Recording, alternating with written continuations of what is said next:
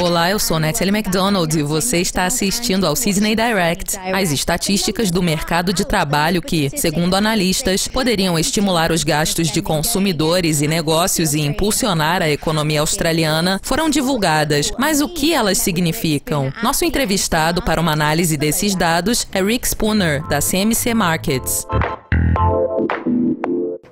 Rick, feliz ano novo e muito obrigada pela participação. Obrigado pelo convite e feliz ano novo. Em se tratando das estatísticas do emprego, a taxa de desemprego australiana para dezembro ficou em 6,1%. Considerando os 6,3% de novembro, esse 0,2% seria motivo de comemoração?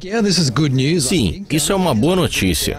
Houve dúvidas em relação aos dados do desemprego do ABS, mas os problemas foram parcialmente corrigidos e a força dos números que temos visto nos últimos 2 meses indica que, apesar de o mercado de trabalho ainda ter um longo caminho a percorrer, a situação parece bem melhor do que o esperado.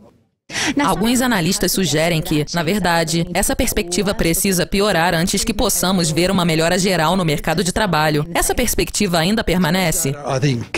Os dados de segunda-feira indicam um grau de incerteza sobre esse cenário, apesar de ele ser o mais provável. Nós também estamos mais perto de uma possível virada. A situação mais provável é que novos postos de trabalho continuarão a ser criados na Austrália, mas o ritmo de crescimento da taxa ainda será menor do que o necessário para absorver a crescente população. Nesse sentido, é possível que a taxa de desemprego permaneça inalterada ou suba mais um pouco. Esse impulso nas estatísticas de trabalho poderia refletir em melhoria na confiança dos consumidores e dos negócios e possivelmente nos gastos? Eu acredito que sim, particularmente na confiança do consumidor. Os dados de dezembro foram muito fracos, mas as notícias de segunda-feira, juntamente com os preços mais baixos do petróleo, provavelmente se refletirão em uma ligeira recuperação.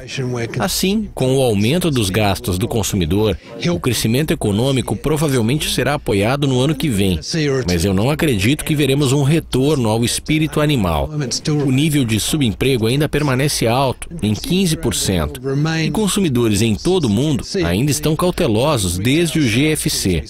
Os recentes números fracos das vendas no varejo americano são um exemplo desse comportamento cauteloso. Naturalmente, os gastos influenciam o dólar australiano e a moeda continuará caindo, sem sombra de dúvida. O quanto ela cairá ainda não sabemos, mas quais são os principais fatores que a pressionarão? No momento, minha opinião é contrária.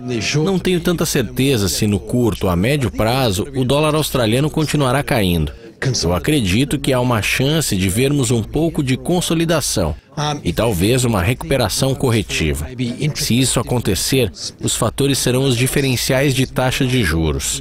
O mercado já antecipou o fato de que o Fed provavelmente começará a aumentar a taxa este ano, mas os fracos dados das vendas no varejo indicam que o ritmo desse aumento provavelmente será bem devagar e muito cauteloso. Eu acredito que o Banco Central australiano não queira cortar as taxas e não irá fazê-lo, a menos que seja realmente necessário. E os números que vimos na segunda-feira apenas reforçam isso.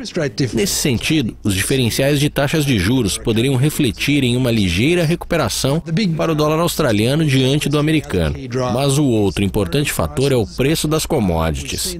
Nós já vimos o dólar australiano permanecer firme diante de preços do cobre muito mais fracos nos últimos dias. Mas, obviamente, se os preços do cobre continuarem a cair como nos últimos dias, o dólar australiano ficaria sob pressão novamente. Rick, muito obrigada pela participação e vamos acompanhar a realização de suas previsões para este ano. Obrigado, Natalie.